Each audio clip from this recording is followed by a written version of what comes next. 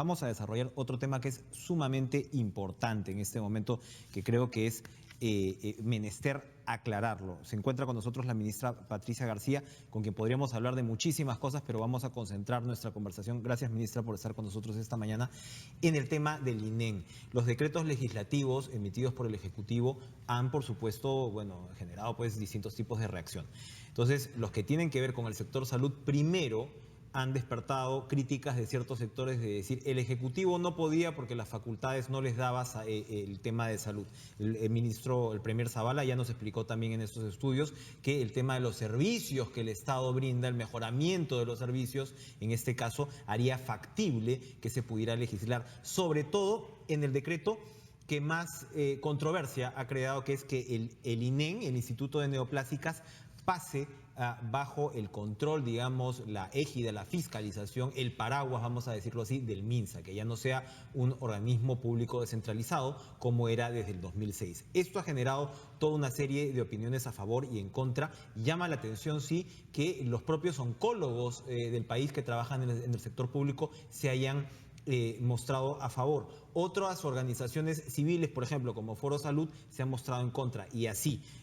Hay razones para ambos argumentos. Hoy Perú 21 dice, plantean derogar decreto sobre el INEN. El grupo de control dice, el Congreso recomienda dejar sin efecto su traslado a sector salud. Ministra, gracias por estar con nosotros. Muchas gracias. La cosa es así, hay tanta resistencia como para que el Congreso quiera dar marcha atrás con respecto a esta situación. Y primero, sobre todo, ¿por qué usted considera tan importante que el INEN pase al MINSA? Muchas gracias por esta oportunidad. Gracias a usted. Mira, lo que el día de ayer en la Comisión de Trabajo, formada por 3 congresistas, efectivamente se ha dado un preinforme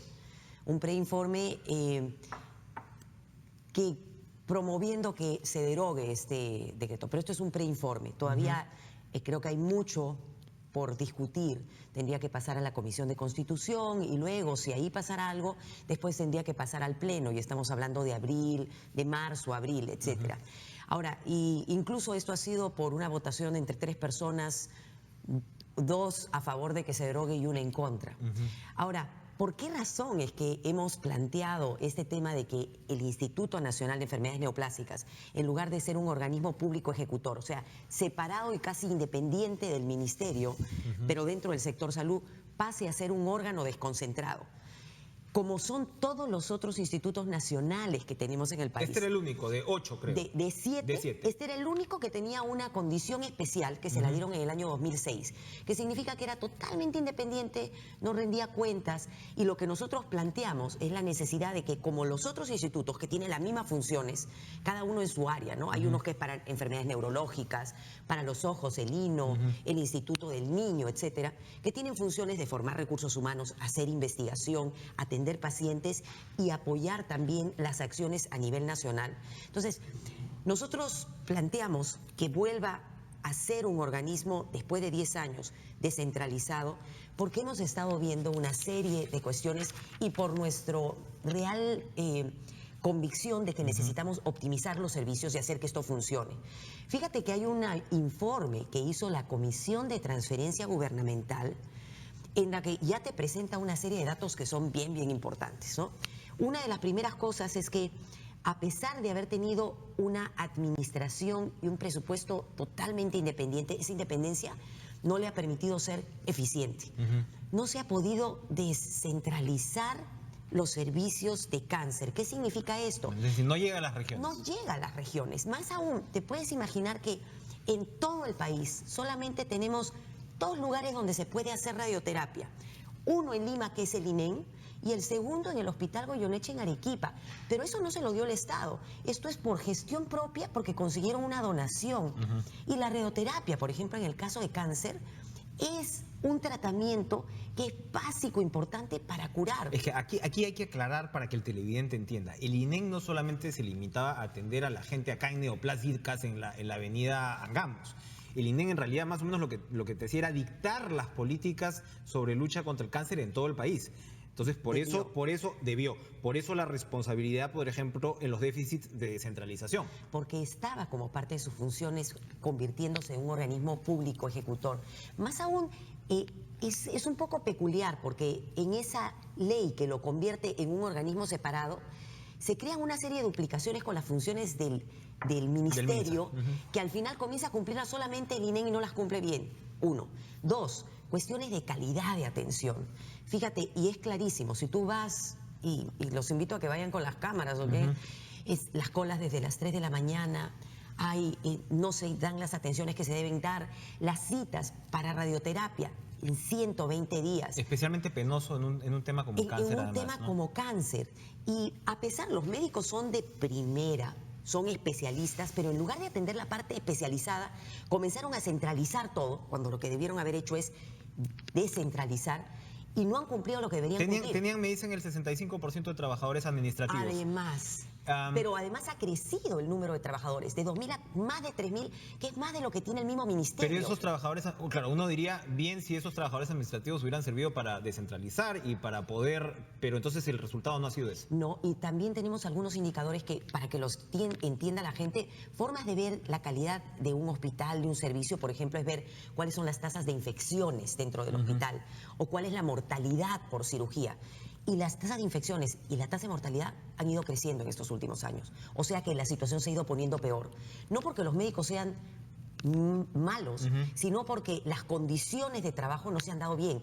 Y sin embargo, se ha aumentado el gasto por paciente, que eso llama la atención. Y tú sabes que dentro del INEM tienes todo un área que es un área privada, la clínica privada, y tienes el área pública. Y la clínica privada ha mejorado sus tiempos de atención, pero sin embargo, y el número de pacientes también ha ido para arriba, pero sin embargo, aparentemente, los ingresos por la clínica privada habrían ido disminuyendo. Ese es un problema que se reproduce en el sector salud y tiene que ver con el negociazo de Carlos Moreno. O sea, es decir, explica lo que pasaba también en lo que él pretendía hacer el negociazo, agarrar a los privados, ¿no? Y pasarlos de un lado al otro, que es una suerte de distorsión que me imagino usted está de acuerdo con que hay que extirpar para hablar en términos... Bueno, por eso lo importante en este momento y lo que nosotros planteamos y quisiera... Pero quiero detenerme un segundo Sí. en el tema de los privados, porque hoy en Caretas sale una nota en la cual se hace alusión a la gestión del doctor Carlos Vallejos. El doctor Carlos Vallejos fue ministro de Salud.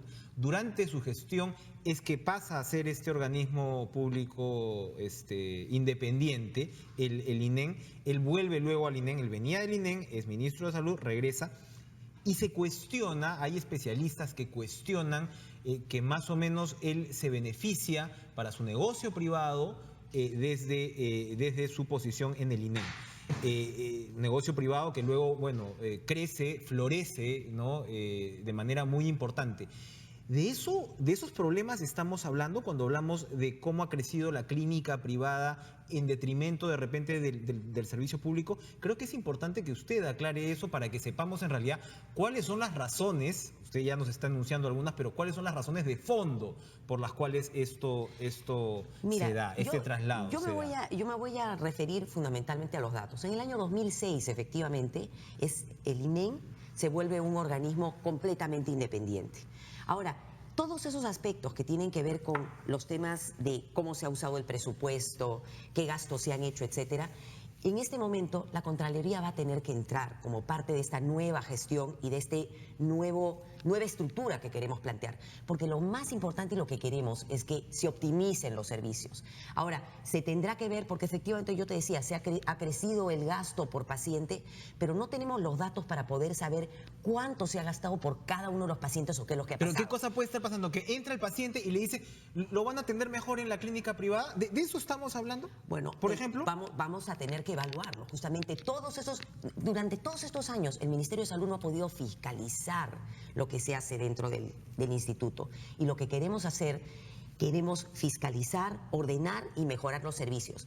Por eso te estoy diciendo ahorita, el gran tema, y yo quisiera que la gente lo tuviera porque se dice que va a empeorar el servicio del INEM no va a empeorar. Debiera mejorar con este cambio porque deberíamos hacer que el gasto en salud se use para lo que se necesita. Pero permítame insistir, ¿ha habido un aprovechamiento indebido que tiene que ver con el sector privado en el INEM? Eso se tendrá que demostrar. Lo que te enseñan los indicadores, y que son los indicadores que el mismo INEM ha presentado, es que tenemos mayor gasto por persona, tenemos que hay colas, que los tiempos de espera son muy largos y estas cosas sí las podemos mejorar fiscalizándolas desde el ministerio. Y por eso estamos interesados, y como lo has dicho tú y quiero recalcarlo, los oncólogos de adentro y los oncólogos de afuera de todo el país justamente apoyan, porque han habido pronunciamientos del cuerpo médico, que esto se haga.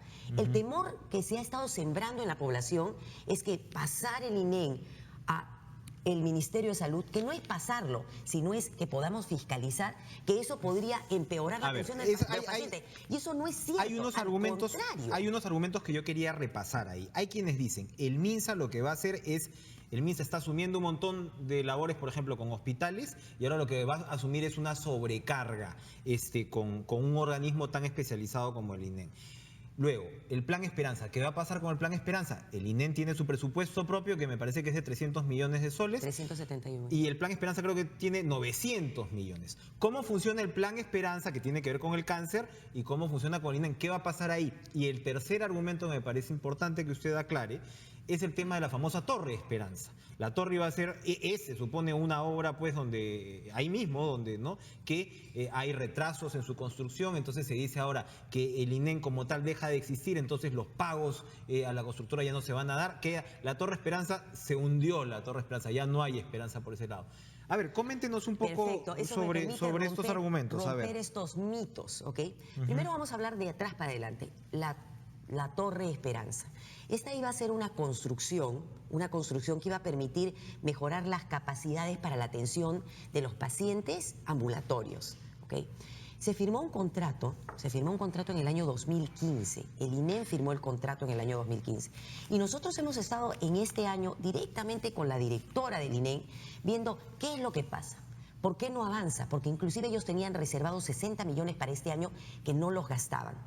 Bueno, ahora que hemos entrado, te cuento la historia. Se firma el convenio, se firma el contrato en el año 2015 con la constructora y se le pasan 50 millones de adelanto. ¿Cuál es la constructora? No sé el nombre en este momento. Se pasa 50 millones de adelanto y a la fecha no existe ni siquiera el expediente técnico aprobado. No existe. Y el terreno no está definido. Ahora, nosotros, para asegurarle a la población, creemos que esta torre tiene que darse, porque se necesita mejorar las capacidades. Y lo que vamos a hacer, primero, por un lado, se va a investigar por qué razón se hizo este pago con antelación. Que no había por qué. El contrato lo decía, pero ¿por qué se hizo y por qué no se ha avanzado en 2 años siquiera con el expediente técnico? Pero nos vamos a asegurar que esto se complete, primero. El segundo gran tema que me estabas planteando, que era el tema de qué va a pasar, que si el ministerio va a tener la capacidad, porque esto va a entrar. Yo creo que la gente tiene que entender que no es que el ministerio va a manejar a todo el INEM, igual que no manejamos a todos los hospitales.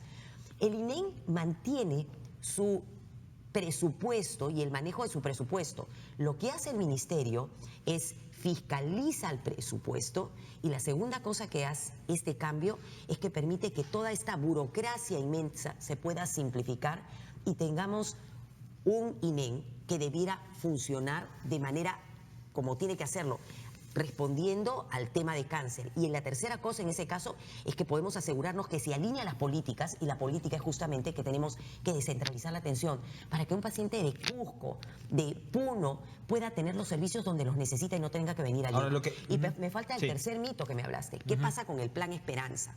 El Plan Esperanza es una gran política nacional.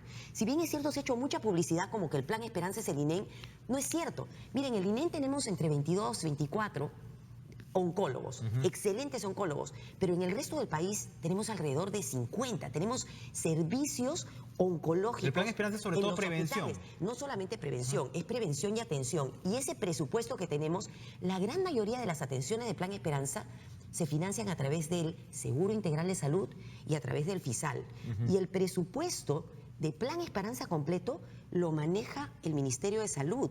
Eso no ha cambiado. Entonces, eso no ha cambiado para nada. Los 371 millones, el presupuesto del INEM ha subido de casi 200 millones a 371 millones, que es casi el presupuesto que tiene el Ministerio de la Mujer, fíjate. Y ese presupuesto fundamentalmente ha estado dado para hacer funcionar el edificio del INEM y todo lo que necesita. El resto, las actividades extramurales y otras cosas, las financia el Plan Esperanza y las va a seguir financiando. Y hay un cuarto mito que se ha comenzado a sembrar en la población: no van a haber medicamentos. Falso, si los medicamentos se compran a través de Ya los compras compra Minsa. corporativas. Claro, y ya los ha estado comprando. Y más aún, efectivamente el INEN ha estado comprando un grupo de medicamentos, pero ahora hemos estado viendo el análisis y esos medicamentos los ha estado comprando inclusive más caros que los puede comprar el MINSA. Entonces, lo que estamos seguros, y eso es lo que queremos aclarar, es que lo que estamos buscando es optimizar los servicios, fiscalizando y alineándolo con la política, que es descentralizar, que la salud llegue a las regiones. Con eso vamos a poder tener una mejor respuesta de cáncer para quienes lo necesitan. Y lo tercero, que creo que hay que decirlo, como lo dijo el Premier, este decreto legislativo sí está dentro de las facultades, sí es constitucional y sobre todo sí lo necesitamos. ¿Por qué razón? Porque necesitamos romper los candados. Y si no podemos hacerlo a través del decreto legislativo, tendremos que ir por los canales regulares, que va a significar presentar un proyecto de ley al Congreso, bueno, y seguirlo y seguir trabajándolo, porque yo creo que eventualmente el Congreso va a tener que entender lo importante que significa darle un buen tratamiento de cáncer a los peruanos y peruanas en el país.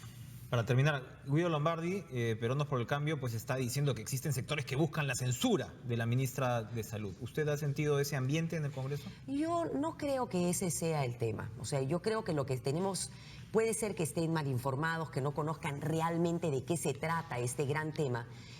Pueden haber temores, pero quiero romper los temores. O sea, lo que queremos es optimizar y mejorar el servicio. Y de lo que estamos hablando aquí no es de censurar o no censurar, por lo menos en este momento. De lo que estamos hablando es el decreto legislativo en este momento, ¿continúa o no continúa? Y si no continúa, seguiremos los otros caminos que nos da el Estado, que es pedir que pase como una ley, lo que nos va a demorar. Y lo que nosotros queríamos es poder comenzar las cosas de una vez, porque los pacientes no pueden esperar y la salud no puede esperar. Se ha hablado, para finalizar, se ha hablado que la gestión, sin embargo, del INEN había mejorado de repente ligeramente en los últimos años con la nueva directora, la que reemplazó al doctor Vallejos. ¿Se va a cambiar a la directora? La directora ¿Está caminando? Perdóname, la directora ya ha sido cambiada. Que fue la... Y yo te puedo mencionar una cosa que es importante. Mira, los 7 institutos nacionales que tenemos tienen ejecuciones presupuestales como el 97%. ¿Qué significa esto? O sea, que uno le da el dinero para que haga ciertas acciones y se está sería ejecutando. un crimen que no los ejecutes. Bueno, ellos en el INEN han tenido ejecuciones presupuestales por debajo del 80%, pero sobre todo en proyectos de inversión, o sea, lo que debieron hacer mejoras, su ejecución ha sido del 17%. Y eso te demuestra que la gestión no ha sido No buena. caminó. No caminó. Así es. La ministra de Salud, Patricia García, como les decía, había muchos temas para comentar, pero creo que era importante que nos concentráramos en esto, porque el debate parlamentario particularmente y el debate público está centrado en el futuro del INEN. Seguramente pues usted irá desarrollando estos argumentos pues en los próximos días y también en el Congreso cuando sea necesario. Y muchas gracias. Y yo creo que lo que quiero darle seguridad a la gente es que estamos buscando optimizar los servicios y lo que queremos es mejor salud para todos. Gracias, ministra Patricia García, por acompañarnos esta mañana. Nos vamos a una pausa, regresamos de inmediato, no se vaya.